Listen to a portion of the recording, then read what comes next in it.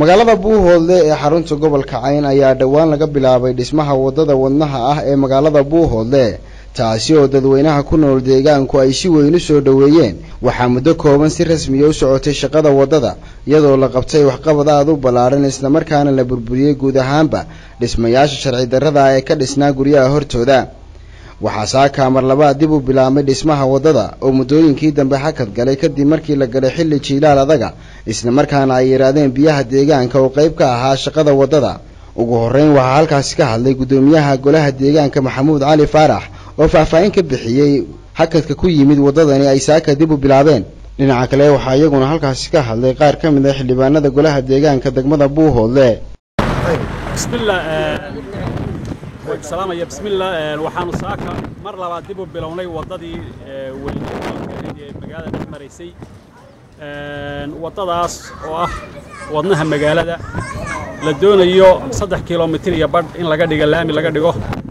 ayaanu maanta dib u bilownay iyadoo wixii hakiinay ahaayeen jiilaalkii iyo xagga biyaha ay ahayd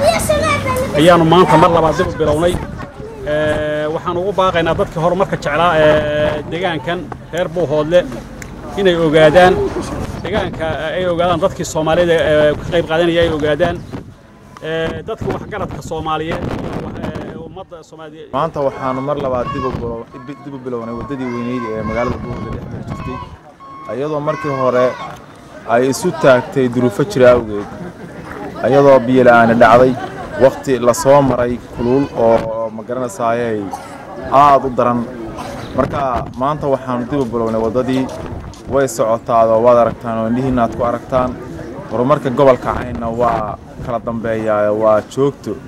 marka waxaan danaynaynaa waxaan u sheegaynaa dadka gobolka Cayn iyo dadka reer Khaatumo iyo dadka muslimiinta ah ee jecel horumarka inay ka qayb qaataan wadada weyn ee magaalada Buuhoodle way socotaa way noo soconaysaa ma joogsanayo horumarka gobolka cid u joogsan maayo deegaanku boqolkiiba boqol buu mahadsan yahay ilaahay baa mahad iska leh mahadda labaad waxa weeye bini'aadamka deegaanka ayaa iska leh khashin qubay ahayd wada ma ahayn meel baabuurtu gasho oo dhiiriya oo dhimatay bay ahayd ilaahay wuu noo diray nimanka golaha deegaanka ayaa ballaariyay magaaladii u sameeyay si waasa ah iminkana aad baan ugu mahadnaqaynaa hiil iyo hooba waa la garab taagan hiil iyo hooba waa la garab taagan بسم الله waxaanu bilownay wadadii magaalada Dhexmar jirtay xuduudta wahayd baanu anagoo golaha deegaanka hadda u bilownay waanu dhameystiraynaa 3 kiiloomitir iyo bar baan waxaanu ka dhignaa laami markii horena waxay isaga kaay taagtay muxuu ahaa biyaha naga xumaaday iminkana waxa weeye shaqadeedii baanu bilownay ilaahayna ha nagu guuleeyo aad baan u soo dhaweynaynaa wadadan markii hore waxay ahayd meel gudaafada oo aan baabuurta mari karin oo kala dhaadheer oo biyo fadhiistaan xilliyada roob da'ayana waa laga leexan jiray waxa la mari jiray meelaha kale ee biida iyo baan mari jiray hawsha baaxadda leh aad aragtaan waxa qabtay golaha deegaanka ee magaalada Buuhoodle degmada Buuhoodle iyagoo si isbedel isu xilqaamay fiiga samsadna waa iyagana waan u mahadcelinaynaa hawsha ay noo qabteen haddana nahay qolada gaadiidka waanu soo dhaweynaynaa in wadada la dhameystiro oo si fiican loo soo dhameystiro si fiican looga qayb qaato sadaqa jaariya weyn la geliyaa waxaad masaajid gelisay oo kala weeyay qofkii islaamihii wax geliyo waxaad masaajid gelisay oo kala weeyay waa sadaqa jaariya rasuulku calayhi salaatu wasalaam sida uu inoo sheegay saddex qof baan camalkoodu markay dhintaan uusan go'in oo dhammaanin saddexdaa qof waxa weeye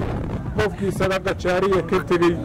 qofkii qof wanaagsan ka tegey oo uu u soo duceeyo quraanka u soo akhriyo ducada u soo akhriyo qofkii ka tegey